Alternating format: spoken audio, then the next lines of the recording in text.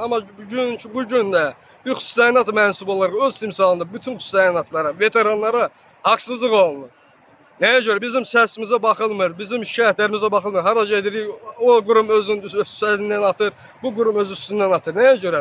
Bəli, bütün xüsusi təyinatlı, bütün döyüşdə iştirak edən şəxslər öz canlarını, öz mənafələrini, vəsə borçları naminə Azərbaycan Respublikasının ərazi bütövlüyü uğruna gedən döyüşlərə görə canını heçə saymışdır.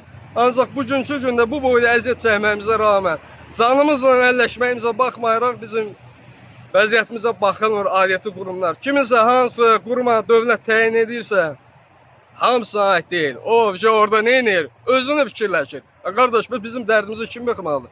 Mən məktub aidiyyəti bütün qurumları dəfələrdən ünvanlamışam. Dəfələrlə aidiyyəti qurumların qəbuluna müraciət eləmişim ki, mənim işimə baxılsın. Qanun çərçivəsində baxılsın. Mən sənə yalvarmıram ki, mənə verginən, haqqımı verginən. Mən canımla keçməyə, dünyada ən şirin şey candır. O canı da vətənə fəda eləməyə hazır olmuşam və eləmişəm. Şəhidlik məqamı qismət olmasa belə mənə, yarıcan olmuş səbrimlə, sən mənim psixoloji vəziyyətimlə, sən mənim həyatımda niyə oynayırsan? Baxmıraq mənə əlliyimi, baxılmır.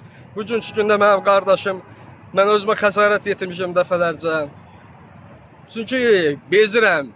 Həm bezirəm, həm olan haqsızlıqlar məni bezdirir, həm özümdə olan psixoloji gərginlik, ailə vəziyyətim məni bu həyatdan bezdirir. İmkanım da yoxdur. 80 manatdan başqa heç bir müavinətim, heç bir ailəmin gəlirim yoxdur. Ailədə neçə nəfərsiniz? Ailədə 2 övladım var, həyat yoldaşım da, özüm evim, eşim yoxdur. Yenə də deyirəm, mən dövlətdən var, dövlət, heç bir şey istəmirəm. Sadəcə mən istəyirəm, mənə qanun, hüquqlarım, hüquq normalarım bərpa olunsun. Adiyyət üzrə tapşırıqlar verilsin. Qaziləri, veteranları, əsasən də xüsusi təyinat mənsublarını. Mənə yaraşmaz ki, durum burada başımı ora çırpım. Durum orada ağlayım, durum özümü çırpım yerə. Halbuki xırda məmurlar öz biznesini qurur və yaxud da ki, çatdırmırlar. Bu necə olur? Qanun cəhətdə mənə düşdüyü halda öz haqqımı tələb edirəm. Mən başqa heç nə istəmirəm. Demirəm mənə ev ver, demirəm mənə maşın ver, milyon ver. Vəzifə borcumu yerinə yetirmişəm, bəli. Canımı heçə saymışam. Qardaş, mən vəzifə borcumu yerinə yetirmişəm sənə. Səndən tələbim odur ki, Naxçıvan Sosial Müdafiə Naziri, tabiçiliklər qurumlar, Naxçıvanın aidiyyəti bütün qurumlarına da müraciət eləmişəm. Sizcə vəzifə borcunuzu yerinə yetirin. Əgər bu adama düşürsə, niyə görə siz mənə kömək eləmirsiniz? Nəyə görə bu qazilər, bu veteranlar küçələrdə qalmalıdır?